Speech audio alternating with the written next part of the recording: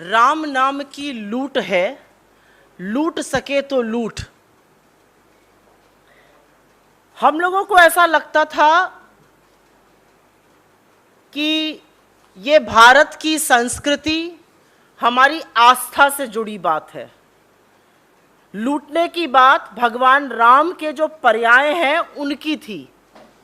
भगवान राम मर्यादा का नाम है, भगवान राम न्याय का नाम है, नैतिकता का नाम है, धर्म का नाम है, प्रेम का नाम है। हम लोगों को लगता था, बचपन से आज तक सुना कि राम नाम की लूट है, लूट सके तो लूट। उनके मूल्यों को लूटने की बात थी। लेकिन भारतीय जनता पार्टी के लोगों को लगा कि ये चंदा चोरी, अपनी तिजोरी भरने, जमीनों की धांधली करने और राम के नाम पर जितना लोगों को लूट सकते हैं, उस लूट का नाम है। साच को आंच नहीं है। और आज भाजपा को भी मानना पड़ रहा है कि उनके नेता, उनके विधायक, उनके महापौर, उनके अधिकारी अयोध्या में बड़ी तादाद में, बड़े पैमाने पर घोर घोटाले में, जमीन के घोर घोटाले में संलिप्त हैं। इसी मंच से जून 2021 से लगातार हम इस मामले को उठा रहे हैं कि अयोध्या में जमीन के बड़ा घोटाला चल रहा है। राम जन्मभूमि के ट्रस्ट के पास जो चंदे का पैसा आया है, उस चंदे की चोरी हो रही है। और ये काम करने वाले कोई भूमि माफिया नहीं है। जो भाजपा के नेता भूमाफिया बन गए अयोध्या में, वो हैं। और थक हार कर उत्तर प्रदेश की सरकार के अंतर्गत आने वाले अयोध्या विकास प्राधिकरण को भी मानना पड़ा ये बात।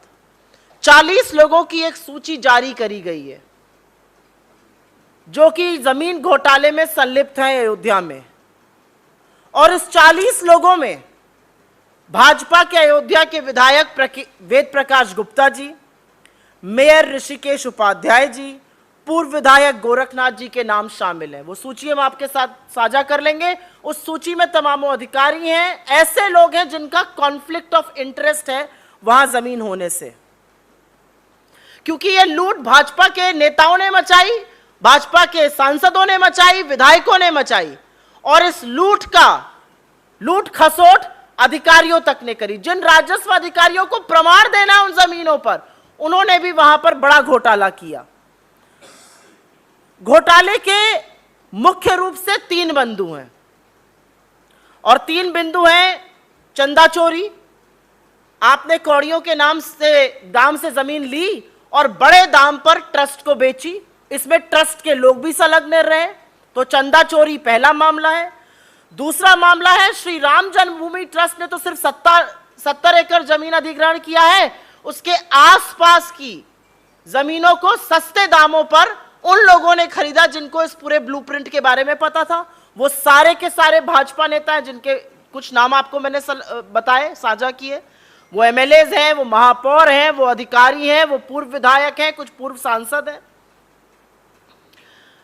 और यही नहीं, और तीसरा मुख्य बिंदु यह है कि यह जमीन दलितों की हड़पी गई। जिस जमीन को आप खरीद नहीं सकते थे, जो न्यायालय में मामला चल रहा है, वो जमीनें तक हड़पी गई। महर्षि रामायण विद्यापीठ ट्रस्ट की जो बेची हुई जमीनें थी, वो तो अभी जांच के दायरे में है।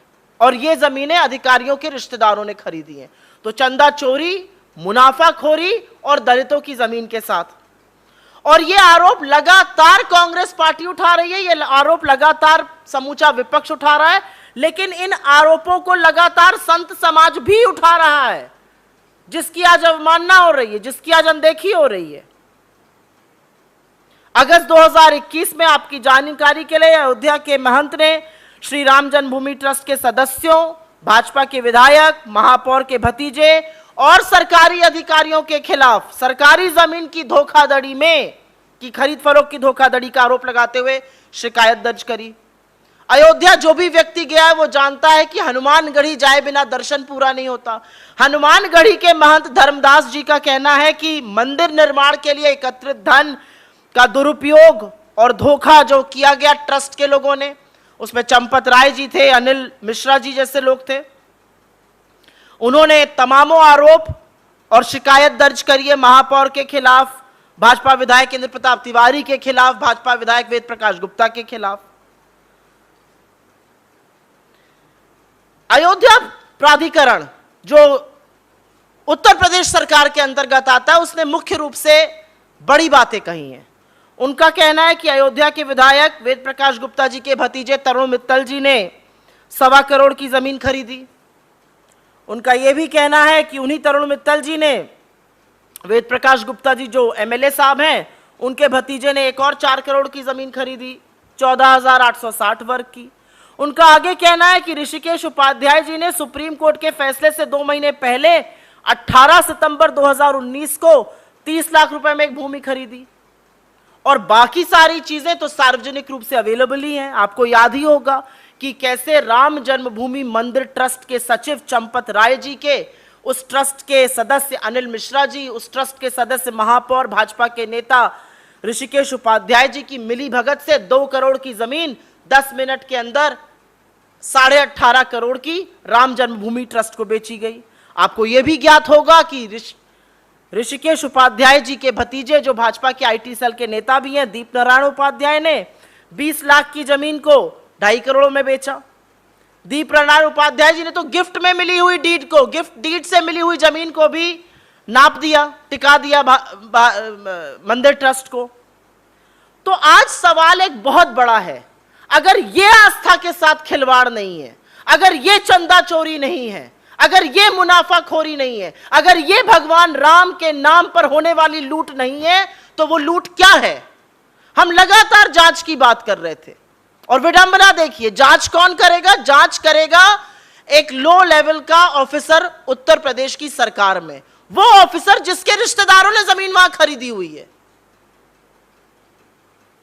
हमारे कुछ सवाल हैं, और सवाल इसलिए जरूरी है क्योंकि भगवान राम के नाम पर अगर ये लूटेंगे जनता को, आस्था को चोट पहुंचाएंगे, तो ये देश चुप नहीं रहेगा। आज ये देश मोदी जी से पूछता है आप मौन क्यों हैं? आज ये देश अमित शाह जी से पूछता है कहां हैं आप? क्यों नहीं आप एक बयान देते हैं? क्यों नहीं आप इसकी निंदा करते हैं? क्यों नहीं आप भर्त्सना करते हैं? क्यों आप नहीं निकाल फेंकते हैं उन लोगों को जो इसमें संलग्न है, जिनका नाम अब अयोध्या का विकास प्राधिकरण दे रहा है? विपक्ष ने तो लगातार आपको नाम दिया, आपके कानों पर जू नहीं रहेंगी। क्यों मौन हैं आप? और क्या सजा होगी इन चंदा चोरों की? इस देश के व्यक्ति, हर व्यक्ति ने अपने सामर्थ्य अनुसार, जिसकी रामचंद्र में आस्था थी, अपने सामर्थ्य अनुसार कोई ना कोई चंदा दिया, और उस चंदे की चोरी कर रही है भाजपा की सरकार और भाजपा के नेता मिलकर। उनकी क्या सजा होगी? उन लोगों की क्या सजा होगी जो इन डाकुओं के बचाव में पिछले जून से लगातार मैदान में उतरे हुए थे? उसमें से आपके मंत्री थे, आपके नेता थे, आपके प्रवक्तागण थे। क्या होगी उनकी सजा? क्या अभी भी ये जांच लोकल अधिकारी ही करते रहेंगे, या आप इसको एक स्पेशलाइज्ड सेल को दीजिएगा जांच करने के लिए? क्योंकि अब मामला साफ है, एक डीएम कितने हद तक जांच कर सकता है एक विधायक, महापौर, सांसदों के खिलाफ, यह सर्वविदित है। और अंत में हम इस मंच से मांग करते हैं कि सुप्रीम कोर्ट, जिसके तत्वावधान में यह 15 सदस्यीय ट्रस्ट का गठन हुआ था, जिसके आदेश के अनुसार सरकार ने गठन किया था इस 15 सदस्यीय ट्रस्ट का, वो इस मामले का स्वतः संज्ञान ले और रामचंद्र जी के नाम पर होने वाली इस लूट को, इस घोटाले को, इस मुनाफाखोरी को, इस चंदा चोरी को तुरंत बंद करे। लेकिन हां, क्योंकि भगवान राम नैतिकता का सवाल है, मर्यादा का सवाल है, तो आज मर्यादा और नैतिकता मोदी सरकार की तार हो चुकी है। आज उनसे सवाल पूछना पड़ेगा कि जब यह सूची आई है जिसमें आपके लोग शामिल हैं, कोई वक्तव्य दीजिएगा, कोई बात बोलिएगा, श्री राम का हवाला आज तो दीजिए।